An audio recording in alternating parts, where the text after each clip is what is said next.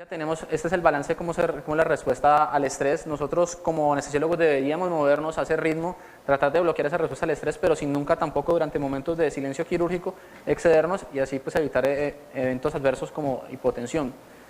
Entonces la farmacocinética pues ya todos lo sabemos, algunos dicen pues qué es lo que el cuerpo le hace al medicamento, pero en general es cómo varía la concentración de ese medicamento en el tiempo. Lo que tenemos claro es que a todos los individuos en un medicamento no se comporta de la misma manera. En algunos sujetos una dosis logra una mayor dosis, una mayor concentración, en otros menor. Y eso es debido a los cambios que se presentan con la edad, diferencias de género, la masa corporal, la masa magra, la composición de agua, grasa y el metabolismo de las enzimas. Entonces de ahí uno se pregunta por qué a todos le debemos administrar la misma dosis a un mismo paciente, sabiendo que sabemos que varía en función a muchas variables. ¿Por qué usar solamente el peso como única variable? Como única variable, sabiendo que podemos tener varias variables para controlar eso. Esto es un ejemplo. Tenemos dos sujetos de distinta edad que le estamos dando remifentanil a 0.5 microgramos kilo minuto por 60 segundos y luego nos bajamos a 25 microgramos kilogramo minuto. Y vemos cómo en ambos se comporta en el inicio y al final es distinto. Terminamos en el sujeto de 75 años con una concentración de 9 nanogramos mililitro y en el sujeto de 22 años de 5.8 nanogramos mililitro. O sea, estamos administrando lo mismo, pero vamos a lograr distintos efectos. Entonces, si no tenemos esto en cuenta, pues va a pasar esto. Otro escenario, tenemos un paciente de 40 años, 70 kilogramos de peso, una Colelab con anestesia balanceada, le tenemos a una infusión de 79 mililitros que equivale pues, a una concentración de 8 microgramos por mililitro, que equivale a esta dosis. Y de un momento a otro el paciente se coloca hipertenso y la frecuencia cardíaca se torna en ascenso. Entonces en ese momento pues ¿qué hacemos? Pues muchos simplemente buscarían aumentar la dosis del remifentanil, lo aumentan de un momento a otro, vamos a aumentarlo a 150 mililitros hora, que equivale a esta dosis, y pues nosotros decimos pues esta es una dosis que es mucho más alta que lo que teníamos, casi el doble, y vemos qué pasa, con esa dosis veníamos a 79 mililitros hora, veníamos a 3.8, y cuando hacemos el aumento a 150, pues aumentamos, pero vemos que el tiempo en lograr una nueva concentración es muy demorado. O sea, en este caso no vamos a tener una respuesta adecuada a ese evento de hipertensión, que no teníamos un adecuado plano anestésico, y al final vamos a tener ya que vamos a pasar la concentración, entonces vamos a entrar en un juego en el que le dimos poco al paciente y luego ya le estamos suministrando mucho y ya pues puede eso asociarse a otros eventos como bradicardia, hipotensión. Entonces, en general, ¿qué es un modelo farmacocinético? Eso tenemos que tenerlo presente si vamos a saber cómo usarlo, pues tener presente que eso es un modelo matemático, eso no estamos midiendo concentraciones en tiempo real, se han tomado de sujetos sanos con medidas en sangre venosa o arterial y lo que busca es basado en esas mediciones de las concentraciones en esos sujetos, tratar de crear un modelo que va a predecir cómo se comporta una dosis en un momento dado. No son cierto precisos, pero nos permite acercarnos más que cuando simplemente administramos por una dosis de kilo fija.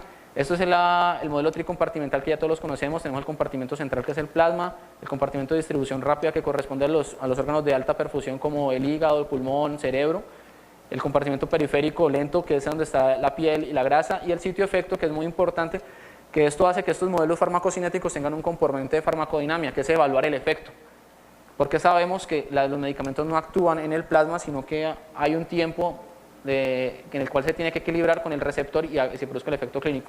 Entonces nosotros normalmente administramos un medicamento en sangre, se logra una distribución alta en el compartimento central, se logra un pico en el compartimento del sitio efecto, y es lo que nosotros normalmente observamos, por ejemplo, con el propofol. Ponemos un bolo de propofol y a los 10 minutos el paciente ya se está despertando, pero no hemos eliminado el medicamento del cuerpo, simplemente se distribuyó. Luego, durante la anestesia, tenemos que dar una infusión para poder mantener estas pérdidas durante el mantenimiento, que son pérdidas por eliminación y distribución. Entonces, de ahí viene un concepto que tenemos que también tener presente cuando vamos a administrar anestesia y la histeresis. Nosotros no vamos a administrar fentanil e inmediatamente vamos a hacer una laringoscopia. Tenemos que tener un tiempo prudencial que se conoce como la histeresis, que es el tiempo que hay entre la concentración máxima y el efecto que se mide, y eso está dado porque los medicamentos tienen que atravesar una serie de membranas para lograr estabilizarse y interactuar con el receptor. Entonces, el sitio efecto es un compartimento teórico que se ha desarrollado simplemente para explicar ese retraso. Eso no es algo que exista, no tiene volumen, simplemente lo se han desarrollado para poder explicar ese retraso y se mide con la constante KO.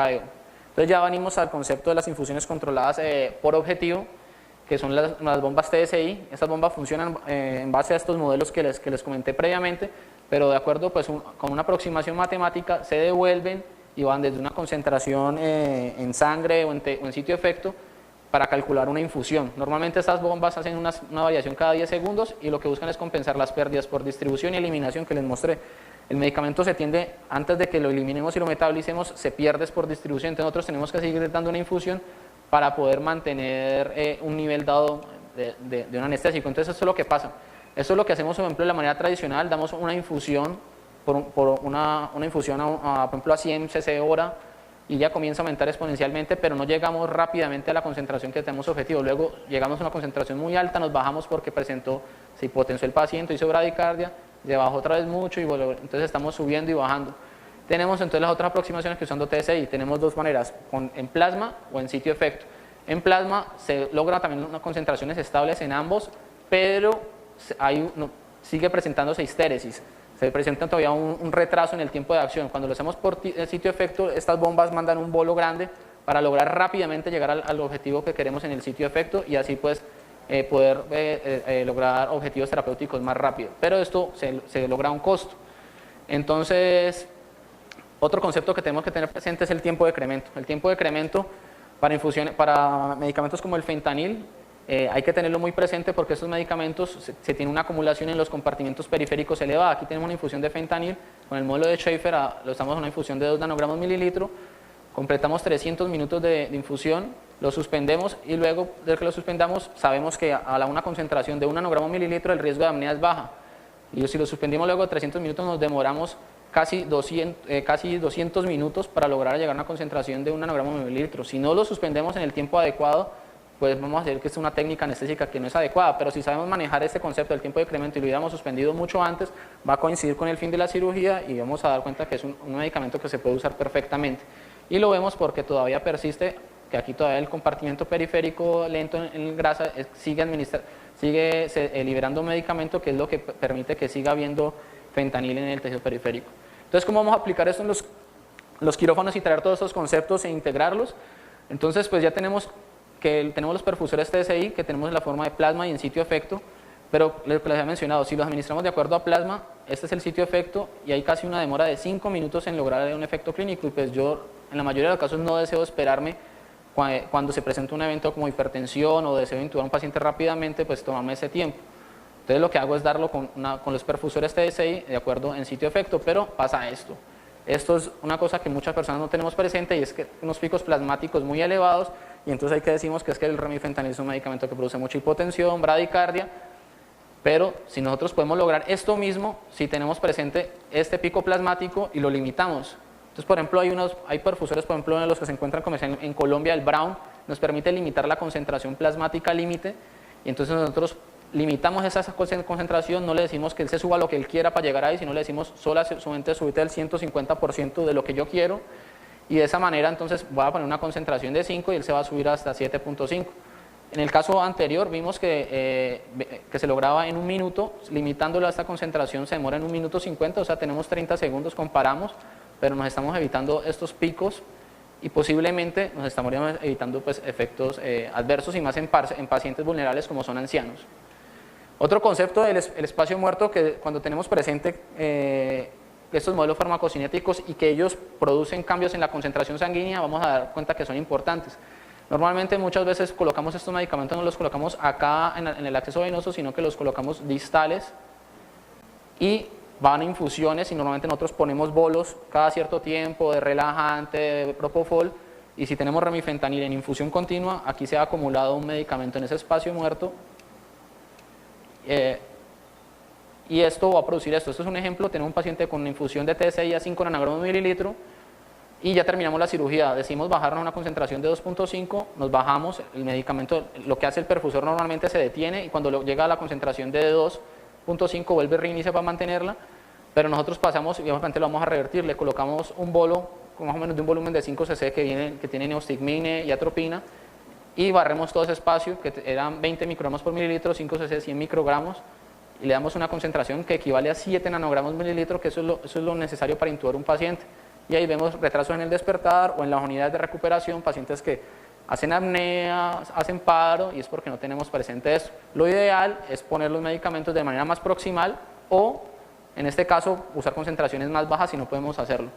Entonces, ¿cuáles son las recomendaciones en general? En lo posible, tratar de guiar todos los anestésicos por TSI. Hay trabajos previamente que han mostrado que esos pacientes se titulan más fácil, el anestesiólogo tiene más tiempo para hacer otras actividades, no tiene que estar pendiente controlando las infusiones. Usar sitio efecto porque vamos a lograr un efecto clínico más rápido, pero recordar limitar la concentración plasmática, y esto pues simplemente nos va a tener un retraso pequeño, entonces no dejar que las bombas manden los bolos que ellas quieran, sino nosotros controlar esa infusión. Y lo otro, cuando usamos infusiones como fentanil, tener presente el tiempo de decremento, eso se nos puede olvidar. Entonces siempre tenerlo presente y suspenderlo con un tiempo previo, y vamos a lograr pacientes con un despertar adecuado. En general, tratar de usar líneas endovenosas exclusivas para los anestésicos. Si no podemos, pues usar extensiones pediátricas si tienen menor espacio muerto, o ahorita se están vendiendo otras extensiones que son unas Y, que permiten dividirla, una para el anestésico endovenoso y otro para los líquidos de mantenimiento. Evitar las soluciones concentradas, no usar remifentanil a 20 microgramos por mililitro si estamos usando bombas volumétricas, porque pueden pasar estos bolos y son picos y van a presentar estos efectos que realmente no es, el medicamento sí lo produce, pero la mayoría parte de estos eventos adversos se hace parte de un mal manejo de un medicamento. Entonces, en general, pues eso es lo que traía pues para ustedes contarles sobre este tema. Gracias.